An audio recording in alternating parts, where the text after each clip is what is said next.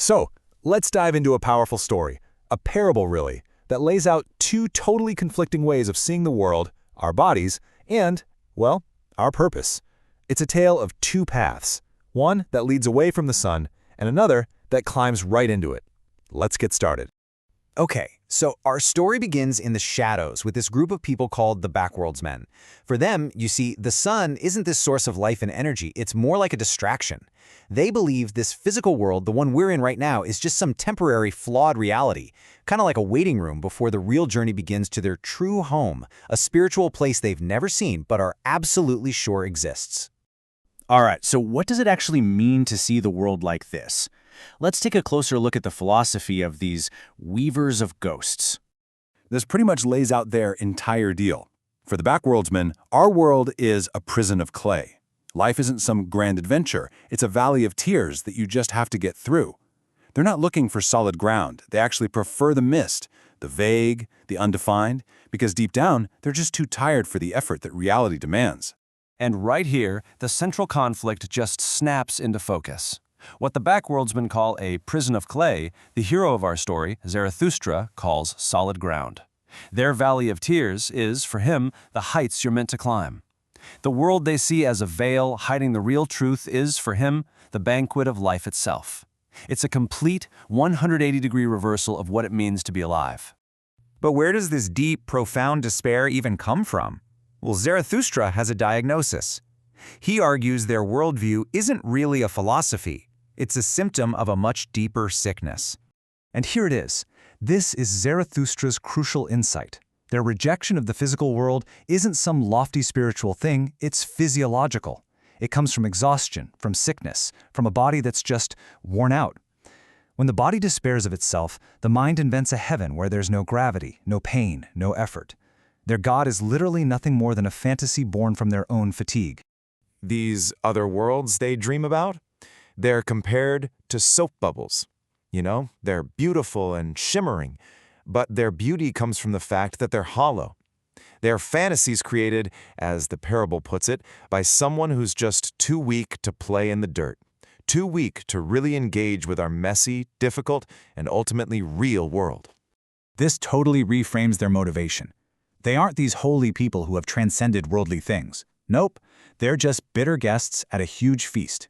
They complain about the food and wine not because it's bad, but because they themselves have lost their ability to taste, to enjoy, to even participate.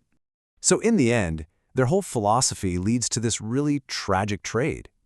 They sacrifice the only thing they actually have, the vibrant, living now, for a fantasy, for a promised never. They're burying their heads in what you might call heavenly sand, just so they don't have to face the reality of the world right in front of them. And just think about what their cure really is. It's not about healing, it's about disappearing. They want to be cured of the world, to unlearn their own identity, to dissolve their sense of I into some kind of formless cosmic soup.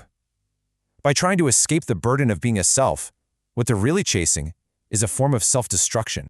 But just as they're drifting off into this dream of nothingness, Zarathustra arrives, and his voice isn't some gentle whisper, it's a thunderclap, and it's meant to wake the sleepers. So if the reality of the Backworldsmen is just a hollow soap bubble, what's the alternative? What is the profound truth that Zarathustra offers up instead? Part 1 of Zarathustra's thunderclap is a radical statement. There is no world beyond. The only truth, the only reality that matters, is the earth right here beneath our feet. It's a command to bring our focus back to the here and now.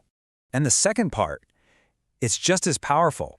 Your body isn't a prison. The body is the soul. It is the only temple, the only sacred ground you will ever know. And to despise it is the greatest sacrilege of all. And this reveals the great paradox of their thinking. In their attempt to become something more than human, something supersensual, they actually become less than human. They become subhuman because they've lost the courage to just accept what it means to be alive, to be finite, to be mortal, and to face the world bravely, exactly as you are. Okay, so rejecting the world of the Backworldsmen is only the first step. What comes next is the ascent, the climb towards a new way of being, one that's built on a powerful, resounding yes to life. This new path is a very conscious decision to leave things behind. The traveler literally walks past the caves of the Backworldsmen, leaves the smoke from their altars in the dust, and abandons the whole gloomy promise of eternal life. Instead of trying to escape, they begin the climb toward the peaks of this world. And the whole journey really boils down to these two, let's call them holy acts. First, you have to say a powerful no. A complete rejection of the ghosts, the fantasies, the mirage of another world. But that no is what makes the second act even possible. A powerful, world-affirming yes. A yes to the real, the tangible, the stone under your feet and the life in your blood. The result of this transformation is pretty profound. The spirit isn't some formless, weak vapor anymore dreaming of floating away. It becomes a mountain goat, strong, agile, sure-footed, and totally at home in the heights and on the edges of this world. It learns to leap over the abyss of meaninglessness instead of falling into it. And the parable wraps up with this one last incredible reversal. We're so often taught to look for depth and hidden meanings, right? In mysteries, in the shadows. But Zarathustra says no, true depth is found right here on the surface, in the colors, the textures, the challenges, and the joys of the world, exactly as it is.